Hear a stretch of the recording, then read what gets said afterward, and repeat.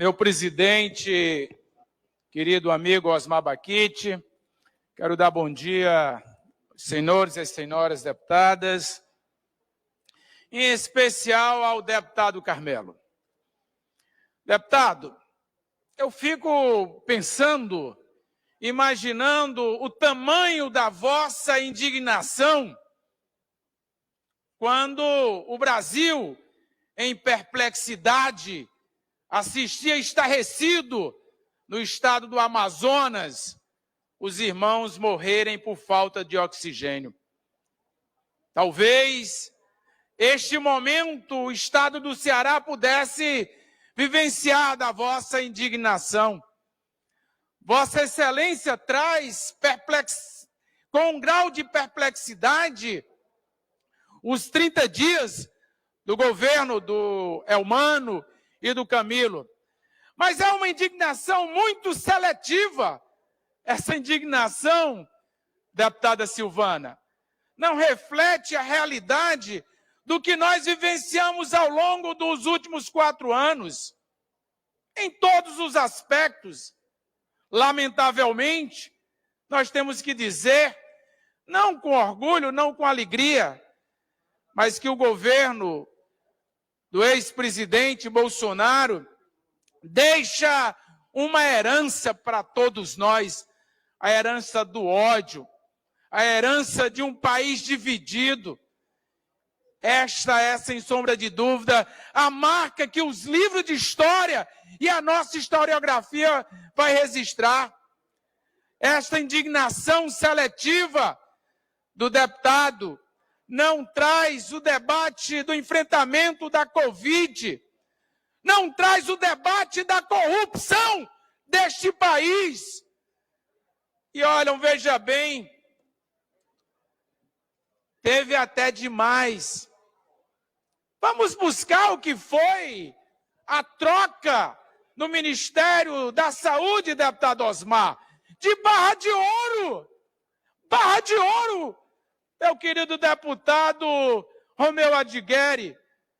Vamos falar do que foi a rachadinha.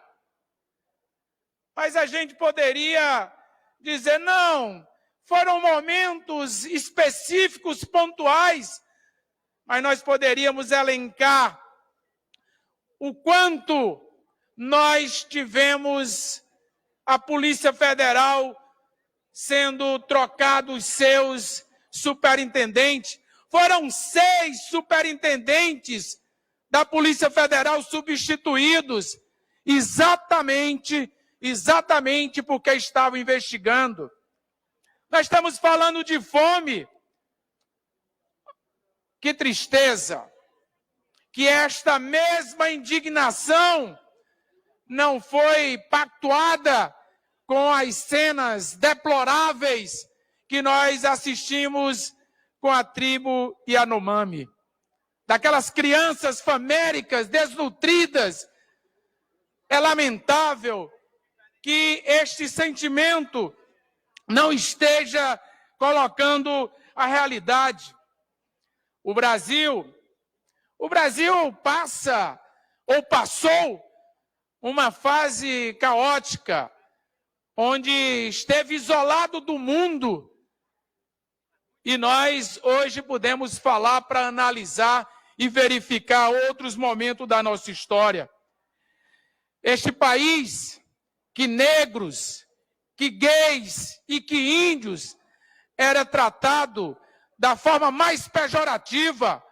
O negro era tratado pela roupa, o índio como uma sub-raça e os gays que eram jogados nas fogueiras.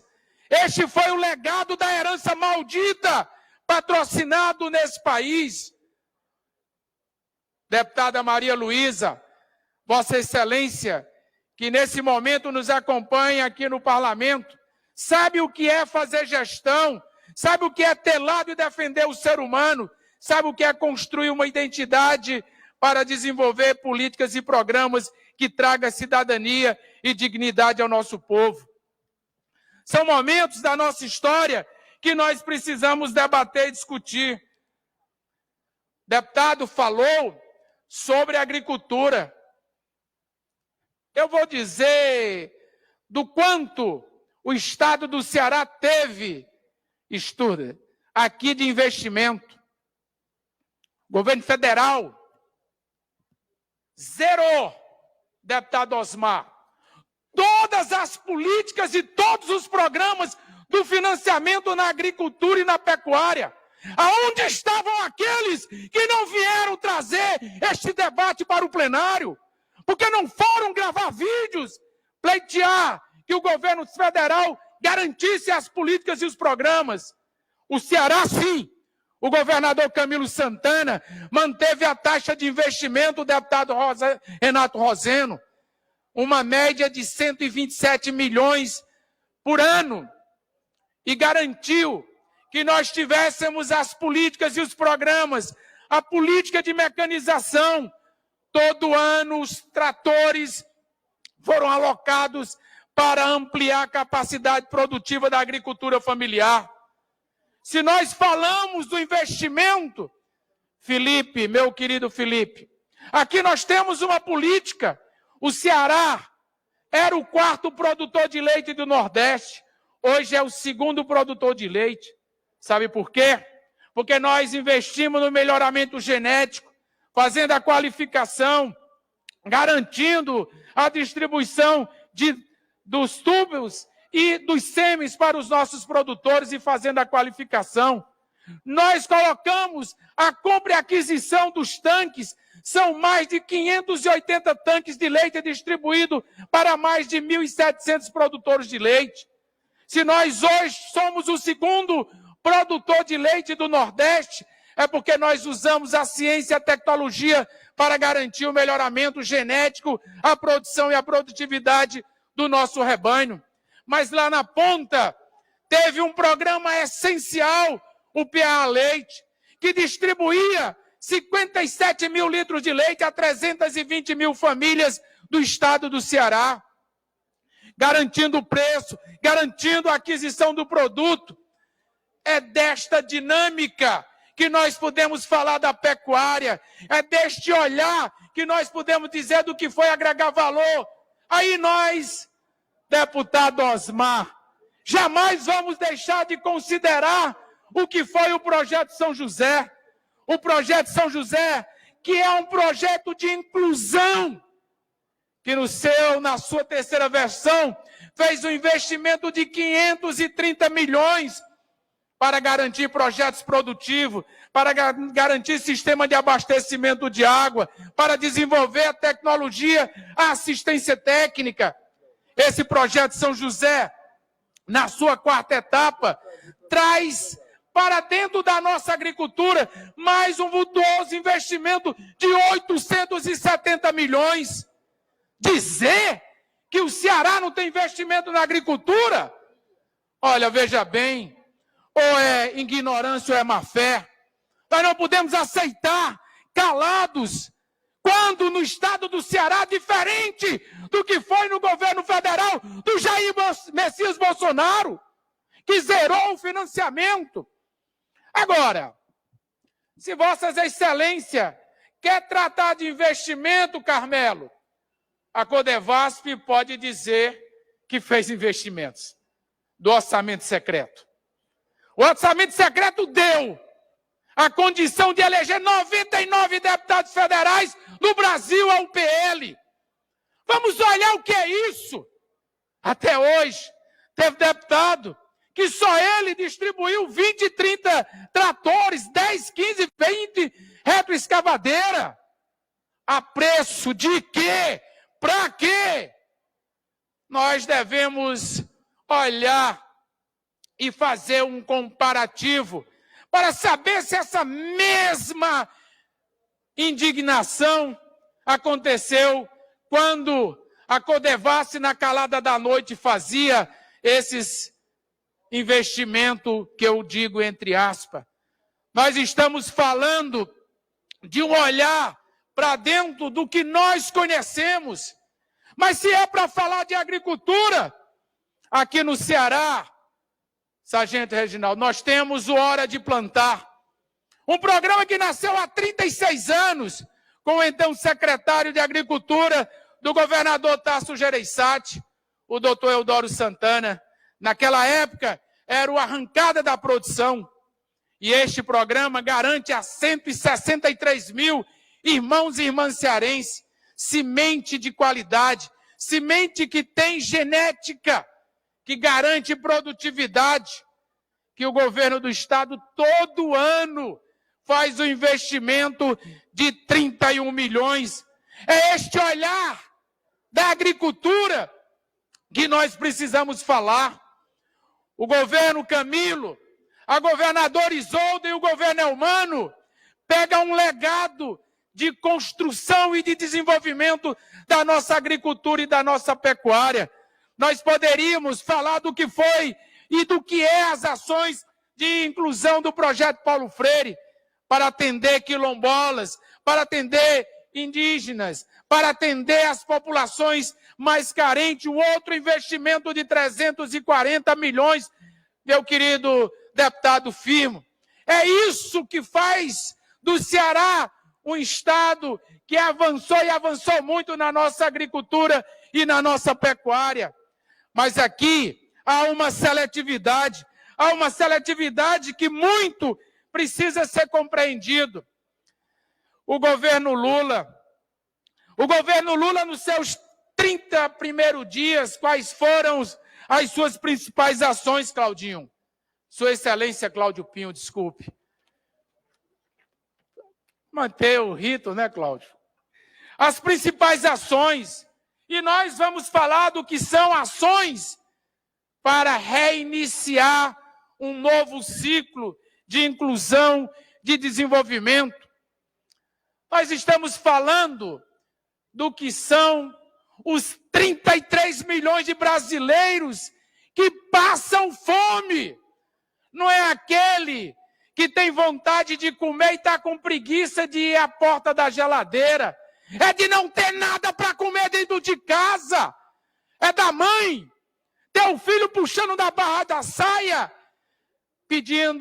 seu filho pedindo comida, e a mãe com os olhos cheios de lágrimas dizer que não tem o que dar. São 33 milhões. Nós podemos falar do que são os 50 milhões de brasileiros que estão abaixo da linha de pobreza. Nós poderíamos dar um passo para olhar as famílias brasileiras. Nós temos 75% das famílias brasileiras endividadas, que quando chega no dia 10, 15 do mês, tem que entrar no orçamento do mês subsequente. Olha, veja bem, nós voltamos ao mapa da fome. Nós havíamos saído do mapa da fome. E eu pergunto, cadê a indignação para esses dados? Aonde estavam os senhores que calado ficaram? Aliás, não ficaram calados, Osmar. Foram para as motociatas. Que hoje nós sabemos, com a quebra do sigilo do cartão corporativo, Cláudio Pinho, Vossa Excelência, que cada brincadeira daquela custava 110 mil reais ao bolso do povo brasileiro. E o presidente passeando de moto, quando tinha fome, miséria, desemprego, arroxo e fome. Mas é natural que aqueles que pensam que pode tudo, possam imaginar que vai enganar, porque não tem contraponto. Terá contraponto sim. E nós vamos trazer a realidade comparativa.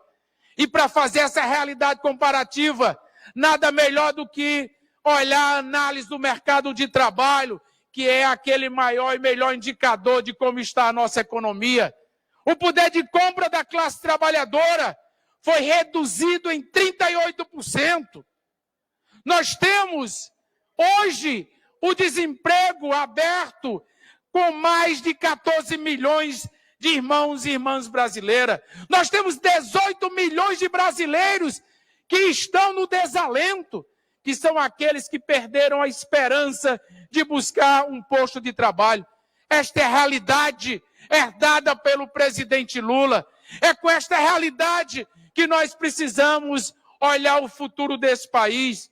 Olhar o futuro desse país é dizer que nós temos que combater a fome, que nós temos que repactuar dentro da nossa sociedade os valores civilizatórios. E isso faz parte da trajetória da vida de todos nós. Mas o presidente Lula, nas suas medidas, ele traz, entre outras ações, a necessidade de recompor o poder de compra da classe trabalhadora. Eu estive em Brasília, minha deputada Lia, junto com as centrais sindicais, quando o presidente Lula reuniu 18 centrais sindicais, reuniu o ministro do Trabalho, reuniu o chefe da Casa Civil para dizer: sentem, busquem uma política de valorização do salário mínimo e em 45 dias traga uma proposta para que a gente discuta com altivez o mundo do trabalho. Discutir a política do salário mínimo é dizer que o nosso salário mínimo no patamar que está não vai levar esse país ao seu curso natural. Portanto, nós vamos ter que garantir a recomposição do poder de compra da classe trabalhadora.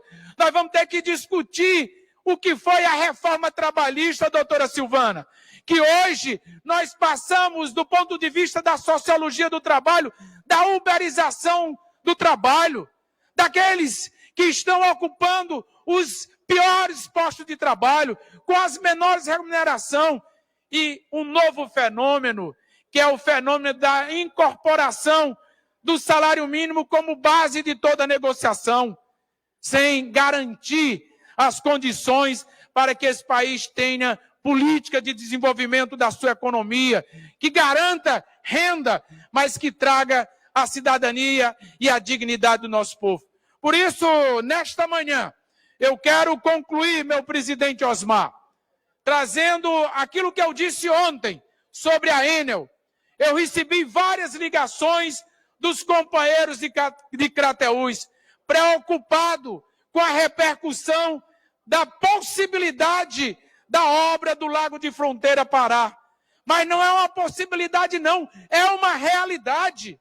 Se a Enel não for lá para tirar a rede elétrica do curso do leito da barragem, a obra não poderá ser concluída. E aí o prejuízo é não ter 600 milhões de metros cúbicos de água, é não ter 6 mil hectares de terras para a agricultura, é não ter 300 mil irmãos da região sendo atendidos, é ter um prejuízo econômico, é ter um prejuízo social, é ter um prejuízo hídrico.